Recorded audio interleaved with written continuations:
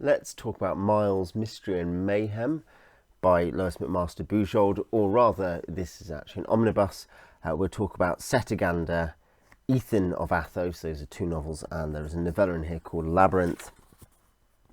And the big thing going on in these stories is a technological connection between these stories in the Vorkosigan Saga by Lois McMaster Bujold, which is sort of space opera with a hint of hard sci-fi. And this, there's always a hard sci-fi element in a Bujold sci-fi novel. But here, the biggest thing that connects the two novels particularly is the uterine replicator and stuff around alternative human replication technology in the future. So rather than, you can have a baby, you can, give birth the ordinary way or by C-sec, pretty much. This is, okay, it's very common on some worlds to have a child raised in a uterine replicator. And the two books and the novella as well do connect to these ideas. And I'm mostly going to talk about the novels. Ethan of Athos, which is the second one here chronologically, in terms of the big timeline, if you're starting from the kind of normal starting point, it'd be Shards of Honor, Barrayar, The Warrior's Apprentice, The War Game, Cetaganda, and Ethan of Athos. So it'd be the first three omnibuses. These were published all over the 80s to 90s, out of order, as Bujold filled in bits of the history, and then later she returned to a kind of more traditional one book after the next in the timeline. But here, Ethan of Athos, the second of these, is actually one of the first three she wrote. The third she wrote before she sold any. She wrote two connected to do with the Vorkosigans, The Warrior's Apprentice, about Miles Vorkosigan, and Shards of Honor about Cordelia.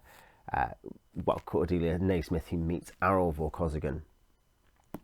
Ethan of Athos is meant to be a standalone, not connected to the Vorkosigans. There is an indirect connection. There's a character called Ellie Quinn, who's quite important in this. Very wonderful character. And she's in Ethan of Athos, and that connects Ethan, as does the fact that Bujold later, in writing Cetaganda, sets up plot points that will matter earlier in Ethan of Athos. You get what I'm saying. She fills in the gap that sets up Ethan of Athos later in Cetaganda. Cetaganda is one of her, I think it was a Locus nominee. It was not part of her great run of Hugo winners, but it was at a point where she was, I think, a very popular author in critical circles. And Cetaganda is, it is a more complete, polished work. Ethan of Athos was written to be short, is written to be standalone as an introductory to the series, also perhaps something she could sell on its own and then sell the others. And you can tell the difference, Cetaganda is the better novel here. But what are they about individually? Cetaganda has the main character of the Vorkosigan series, who's the main character in 10 of the novels, or 11 of the novels, something like that. Miles Vorkosigan, 10 I think. Miles Vorkosigan gets sent to Cetaganda with his happy-go-lucky cousin Ivan Vorpatril. They're from this militaristic world, heavily settled by Slavic and Greek colonists from Earth in the before times, now connected to the rest of the universe after a long period cut off, and changing and remodulating what it is, how it deals with the kind of modern society, the global society. By that I really mean the interstellar society, don't I? And they've been sent on a diplomatic mission, basically, to go to the funeral of the Dowager Empress of Cetaganda, the mother of the current emperor. And Cetaganda is a world, and this is essentially a mystery novel, mostly.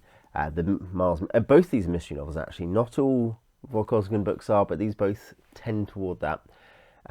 But in this case, it is that as they get there, a weird thing happens. A servant comes, a Cetaganda servant comes on board their ship and dies, and they're like, "Whoa, what's going on?" And it turns out there's lots of crazy stuff going on, and they've got to investigate it in a light thrillerish fashion. And the big thing, though, here is that Cetaganda is the centerpiece. And I think this is... Bujold was very good at a couple of things, many things actually, very good at characters, very readable. But she's good at, she's good at hard sci-fi ideas, and she's good at culture, she's good at setting. That's probably culture and setting is the biggest thing that I think of when I think about her speculative fiction. What really is best about the speculation is the culture, the setting. And Cetaganda is a world we meet all over the place, very important in Brothers in Arms, important in Ethan of Athos, and I feel like there's another early-ish book where it's quite important. But Cetaganda is a big empire. It's a powerful interstellar empire, and it's highly caste-driven. There's specific, it's very clear that people are Cetagandans, particularly officers, from their face painting. They use particular explicit rank systems that are different to everyone else's kind of understanding of society, including even the very feudal hierarchical Barriarans, where the Vorkosigans and Vorpatrils are from. The Vor are the aristocrats of those worlds.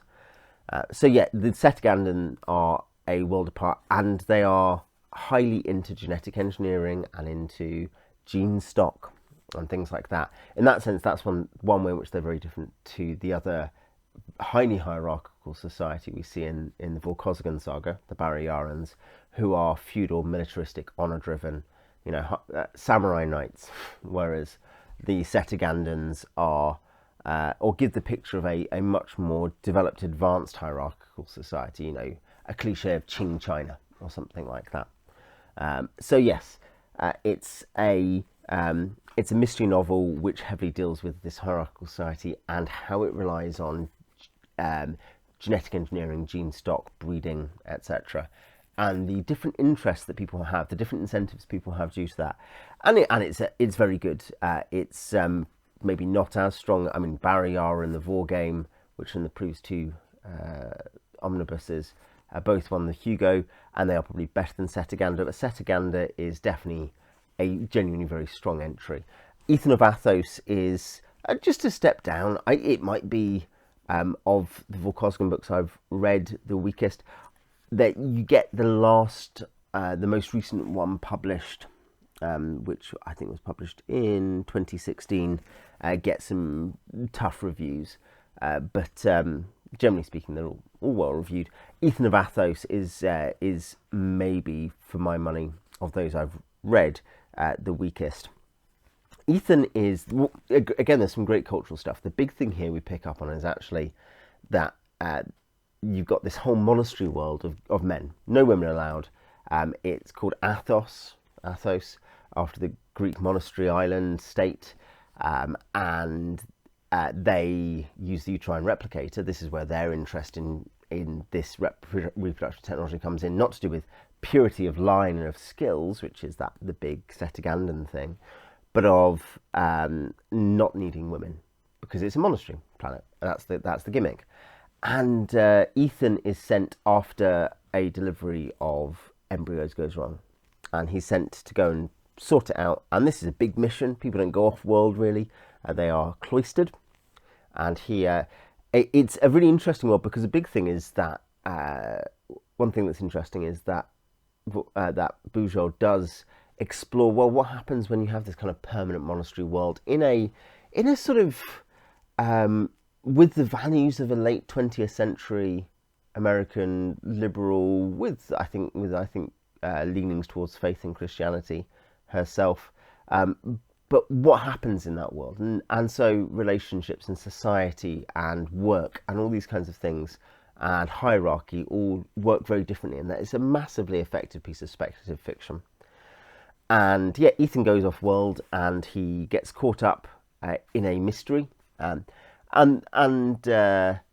yeah, again, it's light thrillerish. I think Bujold writes plenty of stuff that is really in the light thriller fantasy end of things. Not always. She likes her mysteries. The Hallowed Hunt, which is not a particularly light book a lot of the time. The Hallowed Hunt in the World of Five Gods series, for instance, is big into this. What's the next bit of the plot? What's the next secret? And that's semi-common for her.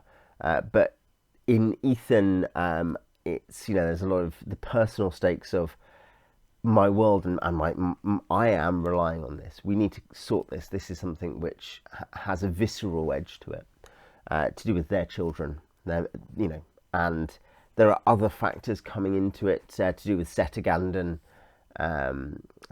intrigues and exiles, and Commander Quinn of the Dendari Free Mercenaries, and what she wants to do. Why is she there? How does she interact? Ellie's a great character. I was glad to see her again. I think this is her first repeat appearance in the series. Probably, maybe, I don't think, is she in the Vor game? She might be in the Vor game. But yes, Ethan himself is a likeable. He kind of has a degree of dumbstruck outsider when he first gets up into space, and that's not wholly effective because it's not very funny. I think it has a degree of humour, but it's only marginally funny. But I think seeing him develop is very effective. And yeah, Ethan of Athos, decent. Cetaganda, pretty good. Is Ethan of Athos a good place to start your Vorkosigan journey? Because Bujold wrote it to be an entry point. Sort of. It's not as good as The Warrior's Apprentice or Shards of Honor, which are both really quite fun, if not perfect books. The Warrior's Apprentice, lots of people rate quite highly. I rate them pretty similarly. Ethan is third in that list. And I think because it becomes book 6 in the chronological order, or book 7 if you include the kind of the semi-standalone prequel to do with genetic engineering in space and stuff like that. Well, to do with humans going to different worlds, falling free. It's either 6 or 7, and plus the novellas happen before it too. So there's lots of world to get through. So I'm not sure I'd go for it. I think the way this omnibus is published, with Cetaganda then Ethan, is tutelary. It's the weakest of the 3 entry points, and I would certainly suggest, if you have never read any Vorkosigan Saga, to go to one of those 2. If you've read Ethan of Athos or Cetaganda, or indeed Labyrinth, which I've not really mentioned, as I say, it's good fun, tell me what you think in the comments, and I'll see you next time.